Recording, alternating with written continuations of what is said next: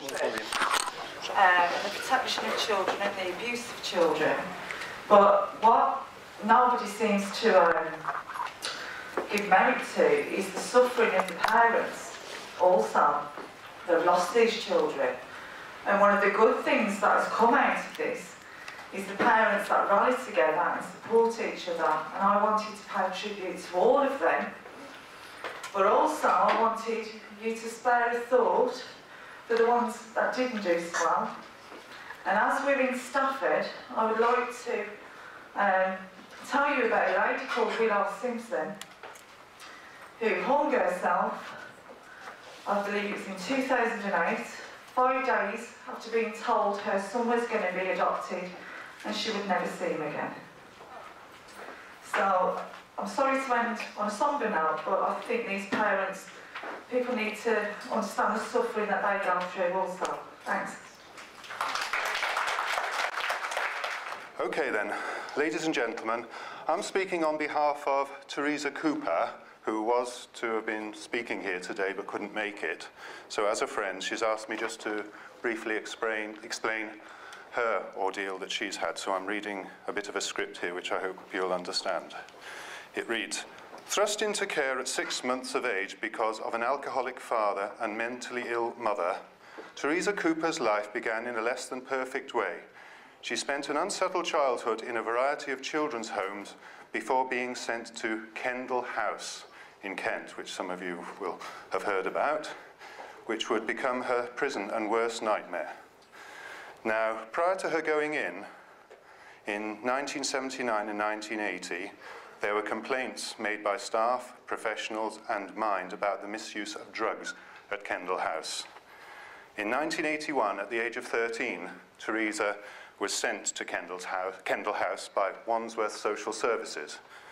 So that was already in the knowledge of what was going on there. Teresa became a victim of a terrible regime, being injected with dangerously high doses of drugs and sexually abused.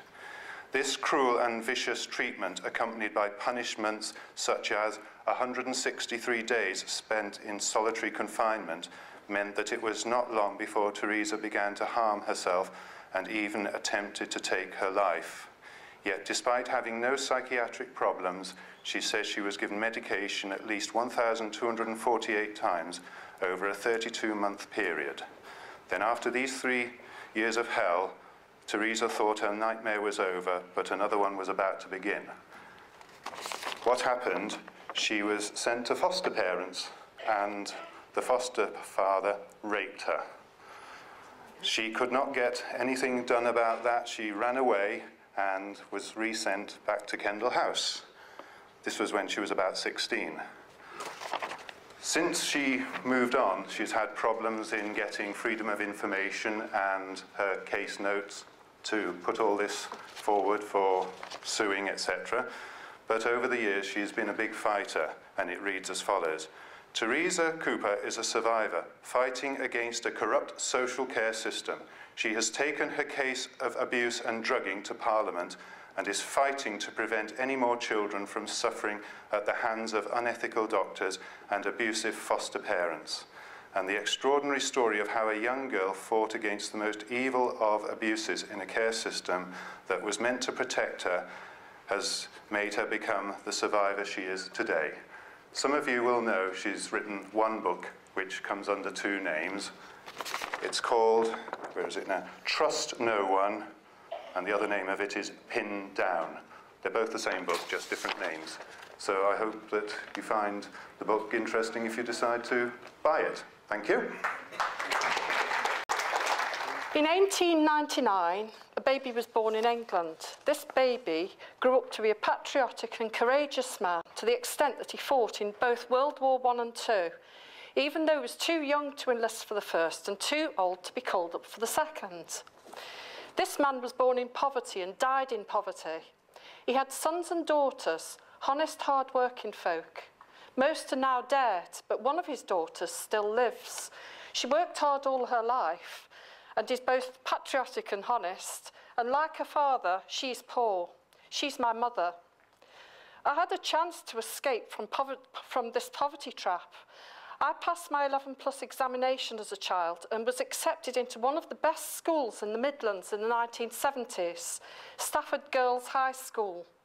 But I was abused as a child, not by my parents, and I was put into local authority place of safety, Chadswell Assessment Centre, near Uttoxeter, Staffordshire. This children's home was being run by wicked people who were abusing the children they were paid to look after. They were allowing people to come into the home and have sex in the home with the children. They were using cells to restrain the children, and these wicked people were inviting people to have sex with the children who were unable to escape. At the time, when I was a child, locked up in that cell, in that hellhole, I didn't understand what was happening. I knew that the people who had me locked up were bad people, but I had no idea that there was any collusion between them and the local authority. I still had faith in the local authority, even though what was going on in that dreadful place was clearly wrong. I was put into a psychiatric hospital for a year, even though I was not actually mentally ill. In my medical records, it says I was there as a place of safety. I was 14 years old and was kept at St George's Hospital, which is where Willow Simpson died, where she hung herself. I was kept there on an adult ward, and my companions were all adults with all kinds of psychiatric problems, schizophrenia, drug addiction, tendency to violence, sex offences, all sorts. It hardly seemed the right place to put a 14-year-old sexual abuse victim to me, now that I've grown up, and it certainly felt pretty strange at the time. When they finally let me go back home to my parents, who were poor but decent, honest, hard-working folks, and certainly not child abusers, my education had been ruined. I felt for a long time that my life chances had been stolen away. And even though I tried so hard to work hard, I found myself unable to escape from poverty. I went on courses and tried to make myself employable. By 1989, I'd become a church-going Christian, and the pastor of my church was so impressed with my ability to communicate with the children in the Sunday school I had been given charge of, that he encouraged me to get professional qualifications to work with children. And so I took a 2-year course with a year's work experience in a primary school. I was so dismayed at how the children were being treated at the school that I wanted to change my placement. I was not the only person on the course who felt unhappy at their placements. Most of my classmates felt exactly the same. Our lecturer told us that we could not complain about anything we saw whilst working on our placements. If we did, the college might no longer be able to send students to that particular school, and if we left, we would automatically fail our course.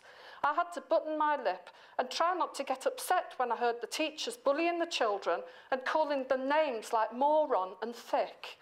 I felt appalled that the institutions appeared to be purposely and deliberately breaking the spirits of the children they were processing.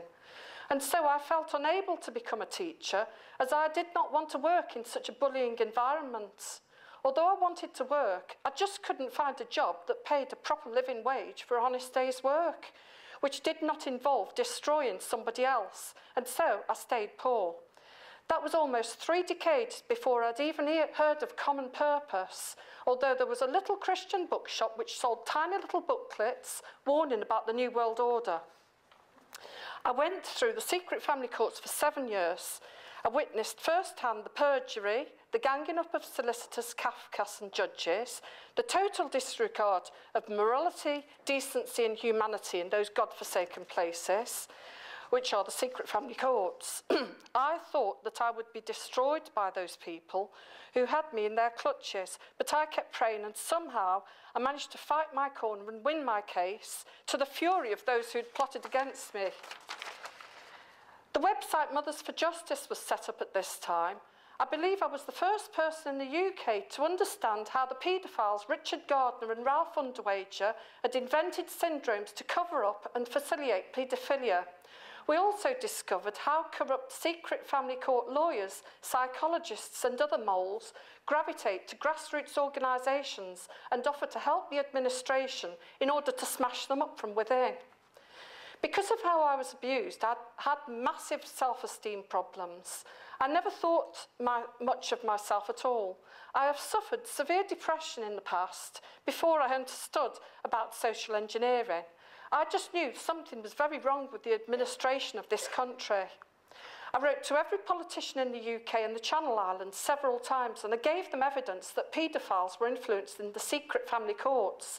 I had thousands of replies, a handful of them from politicians who admitted that this was true, but what could anyone do about it? Most of the replies informed me that as I was not in their constituency, parliamentary convention prohibited them from getting involved. I did write back to many of these politicians to inform them that this is a nationwide agenda that meant it certainly was their problem, but it was like banging my head against a brick wall. I began to wonder if paedophilia had been secretly legalised. I was so shocked at the responses I received. And so I fought a battle with depression. I fought it, and I remembered that God had created all people as his children, not so that one load of people could stamp and abuse on another load of people. I remembered my brave granddad had fought in both world wars, and that the poorest people in this country had fought the hardest battles. Down the rat-infested, water-filled trenches, and Staffordshire has provided a good many of those warriors. How outrageous it was for this country to show her gratitude to these brave men and their wives by pissing on their offspring. I felt drawn towards Jeremiah the prophet. He was a reluctant prophet. He thought he was too young and inexperienced to speak, but God told him he would fill his mouth with the right words. There's many people here who may feel that they are like little tiddlers in a pond full of whales, but I would urge you to speak up for what is right and true and not to feel afraid. Jeremiah lived in times similar to these days in Britain. He spoke of the valley of Ben Hinnom, the valley of slaughter, where children were being offered up to the devil as burnt sacrifices. And don't just take my word for it, research it for yourself. And when Alex Jones managed to film the cremation of Care at the Bohemian Grove and the terrible screams coming from the so-called effigy Dull Care as it was cast into the flames, the whole world should have been on the red alert. Instead, Alex Jones has been dubbed a conspiracy theorist by those who would like to see these disgusting abuses remain hidden. We fight in a war, a spiritual war, a war in which we seemingly have no weapons. We must open the eyes of these people who do not see what is blatantly in front of their noses. So much for this legal document, the Magna Carta, which we were all taught at school, that it ensured the rights of all the people in the country to have a fair and legal trial. Yet in these days, our children can be stolen from us by secret trials and given to any Tom, Dick and Harry to do whatever they want. And the police, the enforcers of the law, aid and abet this breaking of the Magna Carta. The abuse and torture of little children is so obviously wicked, and yet the people who have been sucked into this dirty work just cannot see the evil they are participants of, just as the men and women who cleared the streets of Jewish families did not understand how evil had enslaved them. How did they allow themselves to get enslaved in this wickedness? Is there a way for people to be set free from this wickedness? Well, we have to open the eyes of these people to show them what they're doing. And we have to be prepared to forgive those who realise what they've been doing and come out of it, the whistleblowers. It is like we're trying to stop a runaway train headed for disaster by getting people to jump off and drag it to a standstill with ropes. This seems an impossible task, but nothing is too hard for God if we're willing to do God's work.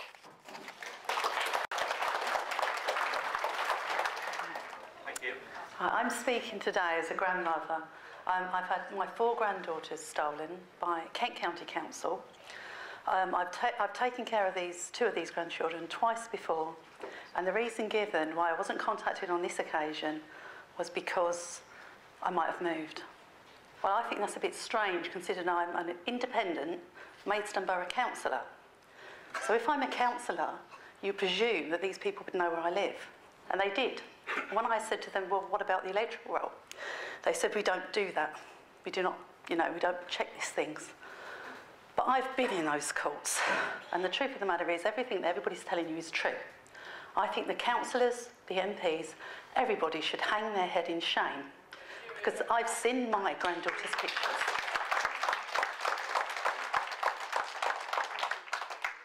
My oldest granddaughter's 7. She's wetting herself in care.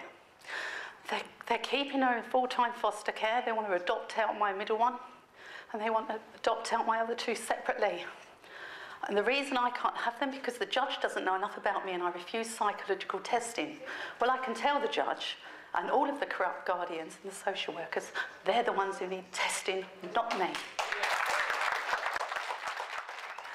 Hi.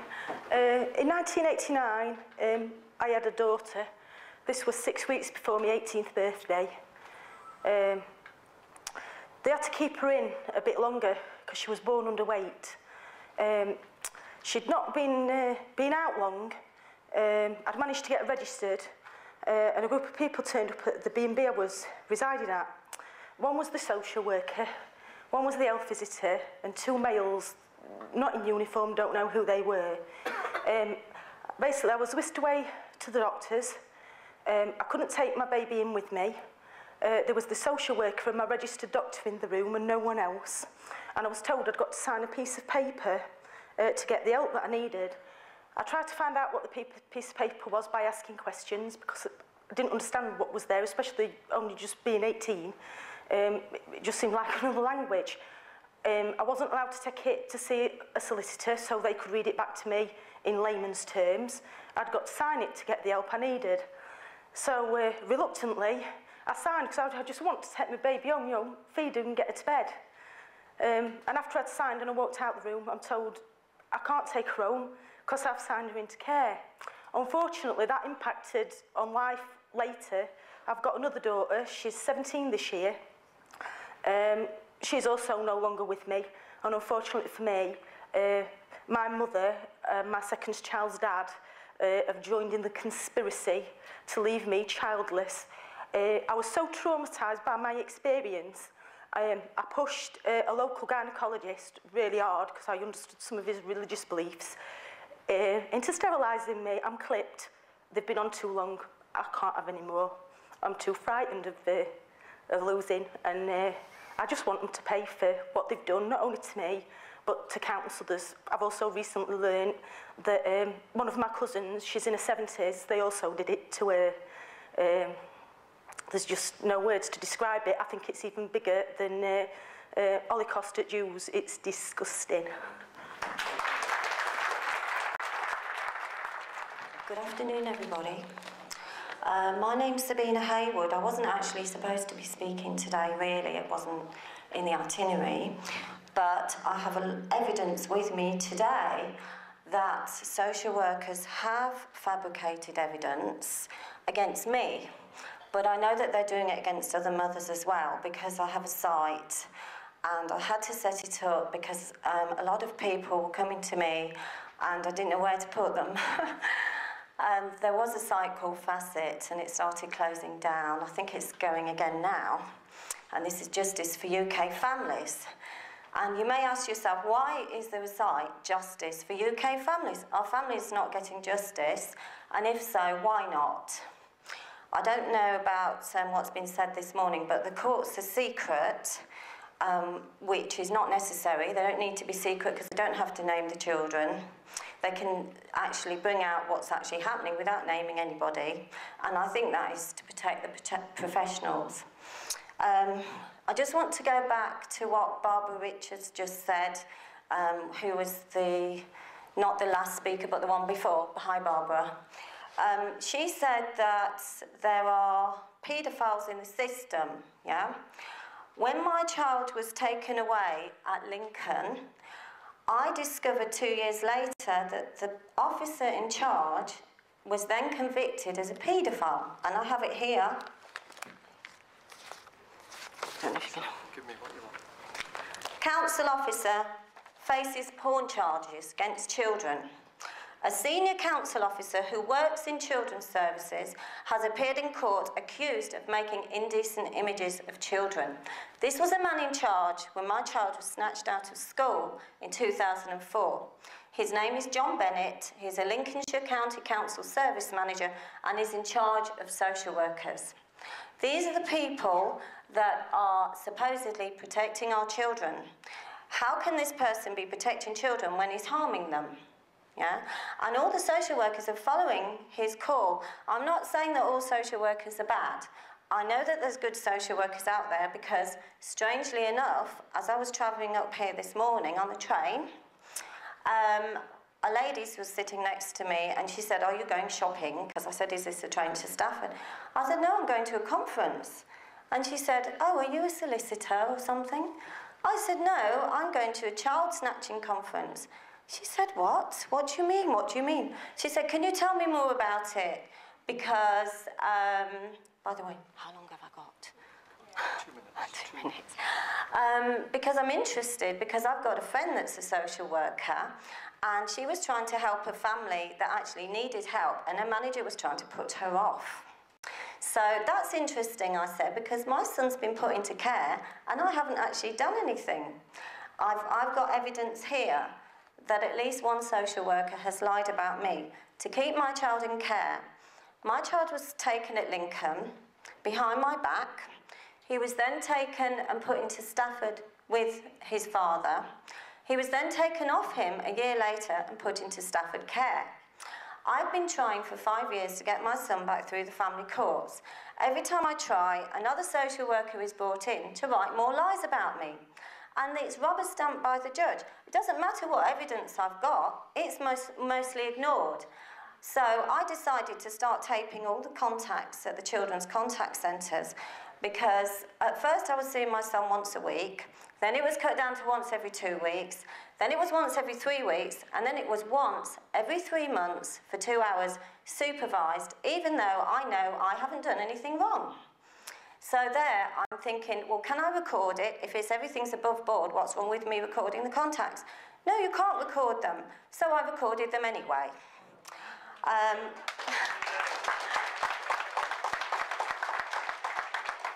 Because if they've got nothing to hide and they're not doing anything wrong and they're writing everything true, then what's wrong with me having the truth as well? They had one social worker, and I'm going to name him. His name is Tony Bowen. He was brought in 2 months before my court hearing in 2007. He attended 2 contacts and he wrote notes or a statement for the court. And because I recorded all the contacts, I have evidence that everything he's written is a complete lie. For instance, he said, I wanted my son to stay outside in the cold and I wasn't concerned about him, and the social workers were very concerned, so they had to bring him in. Well, actually, what was actually said was, "Alex, your hands are cold. What about a warmer coat that I bought you?" "Oh, I haven't got it, Mummy." "Oh, I'm a bit concerned about that." And then the CAFCAS officer, Leslie Hughes, comes in and says, "Alex, your hands are cold." I said, "I know, I just said that, you know." So why has this social worker written that I'm trying to harm my son when I'm not? You know, this... Sorry. Yes. Was she? Yes, and she told lies about me as well. Well, her reason for keeping my son in care, she admitted that my son wants to live with me, but she wouldn't even increase the contacts at all. Not even more than 2.5 hours every 3 months, which is disgraceful, really, because my son is getting distraught and, you know, he wants to see more of me. So why would they want to keep a child away from their parent? Because I know in Ireland, if your child's in foster care, you see your child every day. But in this country, they seem to want to cut you off from your child. And also, now that I requested an investigation into Staffordshire Social Services, as advised by Beverly Hughes, the Children's Minister, she told me to go back to them. I'd already put complaints in which were completely ignored, but this time I pushed it a bit harder, and I wrote to the Chief Executive, Ron Hilton, asking for an investigation. They put me onto a guy who turned out to be Adult and Family Services Manager, so he was the wrong one. So then they put me onto another person, and I was sort of passed through round people. And then it landed on Kate Bullivant's shoulders, and she wrote to me and said, "There's been an investigation." I said, "Oh, well, could I please have the information about that?" 3 days later, 2 police officers turned up at my house, falsely accusing me of sexually abusing my son. Okay? Now, I have never, ever done anything to my son. I don't even hit him or anything. I've never done anything whatsoever. So now, this is getting quite scary. you know. And these were the officers that contacted me in the first place to say that a third person is harming my son, not me. And it was the same officers, so this is a bit odd. Anyway, I have evidence here, I'll finish now. I have evidence here now, today, that the social worker that's supposed to be looking after my son, Charlotte Jenkins, she actually has stated in all the papers to all the professionals that I have a personality disorder. When my son was first taken, they got a psychiatrist onto me to try to say I had a mental health problem. Unfortunately for them, he wrote, there's no evidence of any mental health problem. So they got another one, a psychologist. Oh, well, maybe she's got a personality disorder. What they didn't know was I'm a qualified counsellor. So, you know, I can't really have a personality disorder or a mental health problem if I'm helping other people. It would be quite difficult to pass my exams as well. I'm sure they would have picked up on it. Anyway, I did tell these psychiatrists and this psychologist that I'm in that profession. I'm not a practicing counsellor, but I am qualified. I have a counselling certificate. I'm qualified to assist people with their problems. The psychologist wrote, and it's here, on my papers here, that there is no evidence. I cannot say that she has got personality disorder. She hasn't got one, because there were no problems before 2003. Well, 2003 is when all the court hearings started, okay? But here I have in writing here from the social worker at Stafford Council. Let me just, it's here somewhere, it is here. Yeah. She goes to the Children and Mental Health Service, who were assisting my son via Stafford Council. And she stated in writing, which amounts to perjury, because I think she's placed the same information into court, that I have a passive-aggressive personality disorder. This is in writing, even though the psychologist that assessed me said I haven't got any personality disorder. So you work that one out, because I can't work it out. All I know is that my son's in care. And there's one other thing I just want to say, Brian, if you don't mind. I received a Christmas card last week. Thank you, Brian. I received a Christmas card last week. Who is it from? Stafford Council. Is it them being nice, sending me a albeit belated Christmas card? No. It's actually the Christmas card I sent to my son via Stafford for a great son with love. It's the merriest season, you're special too, so remember to enjoy yourself whatever you do. This is one I bought in the shop. This is actually a published card. I haven't written this at the front. This is how it is. The letter I got from Stafford with it's inappropriate, so they have not passed it on to my son. So my son now thinks that I don't care about him, yeah? You send a card to your son. I also sent him money to buy whatever he wants, and I think that was sent to him 2 weeks later. So I thought, well, this isn't right. I said inside to Alex, you are always in my heart, and I love you, kiss, kiss, kiss. You deserve happiness, big smiles, with warmest wishes. And then my message as well, to my special son, I love you, Alex. Mother and son should never be parted, and I hope to see you soon. Love from Mummy. Is that inappropriate? No. No? Well, they think it is. Can you anyone explain why they think it?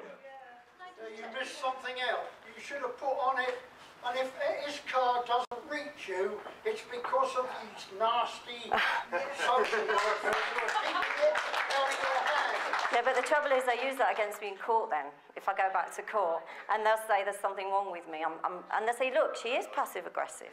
Yeah, but the reason why they do that is to justify their own jobs. They know they've made a mistake and they're trying to... Exactly. What they're doing. Exactly, they're covering up. Exactly.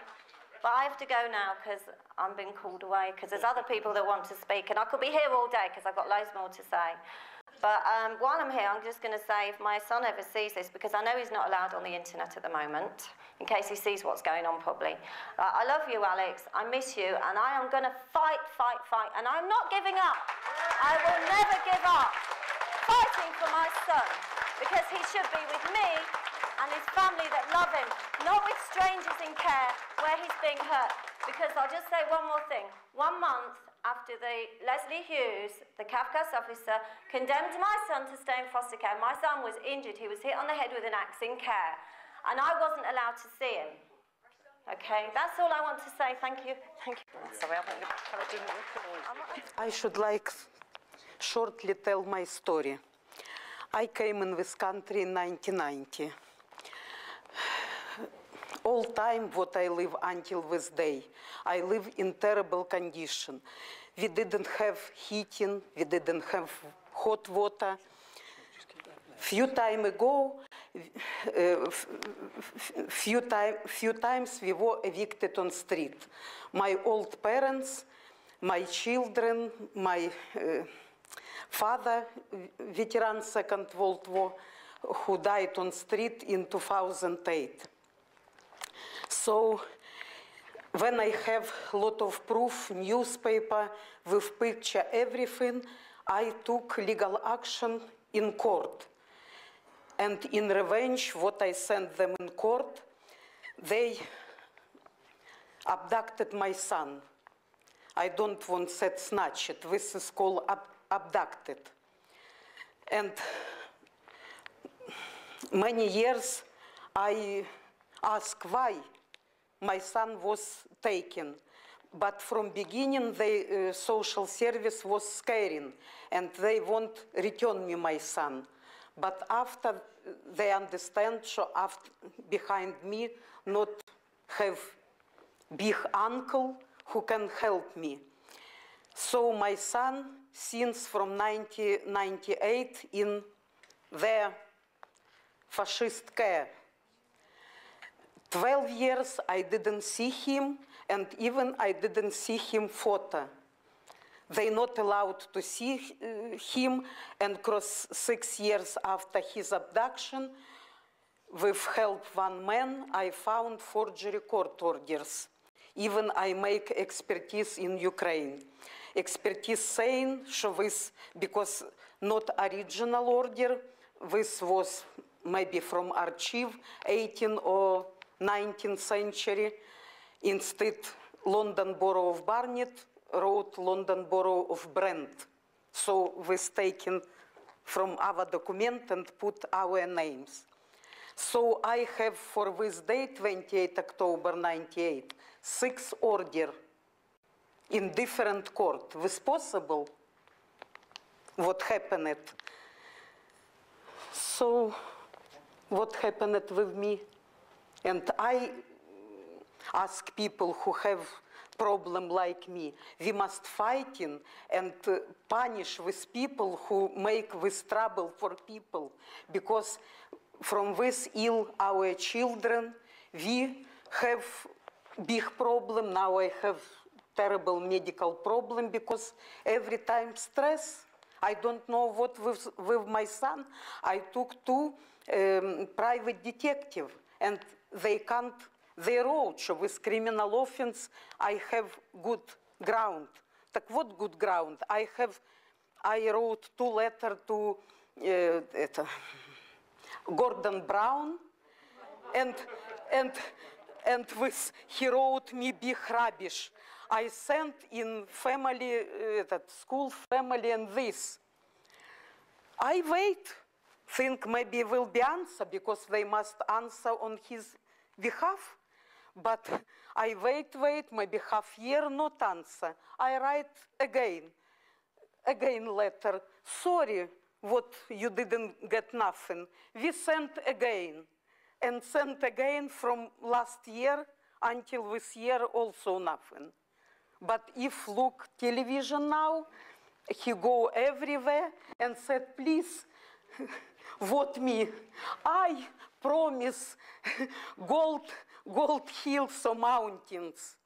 Так why he didn't before this? You make this, you show people what you can. Why people must vote you? A promise everybody can promise. You wait.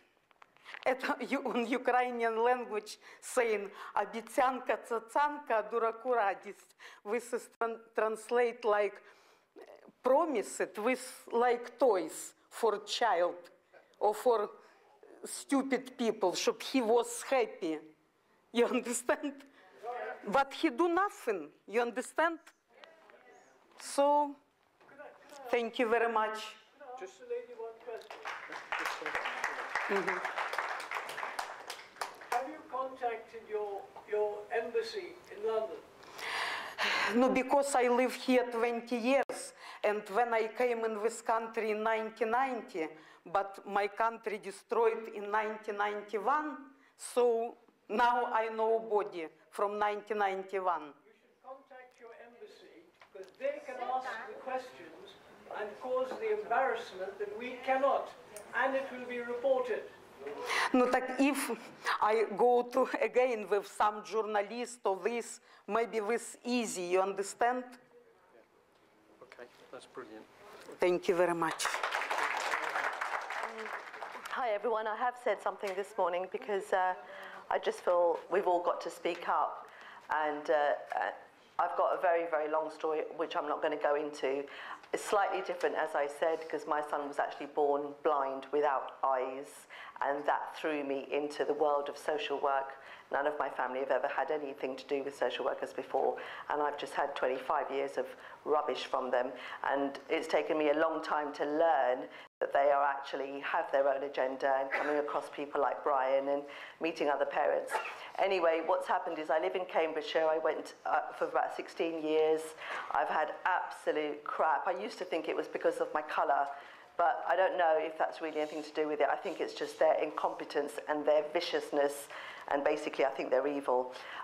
My son is blind, and I was waiting for a housing adaptation for 7 years, and it all fell through by some bizarre, actually that was racist because I live in a village, and they blocked it. So my son, I cracked up. I literally couldn't get off the floor with exhaustion because I wasn't getting any support. My son got taken into care. He was now, I don't know, I can't remember, but you know, not a kid. So he got put into a place which was totally horrendous for 6 months. I was told it was temporary by a line manager. Then we got him moved to Peterborough, which started off okay, but then I started to find things were going wrong, and because he's got learning disabilities as well, he couldn't really tell me everything, and he's totally blind, so he couldn't really understand, and he doesn't know things.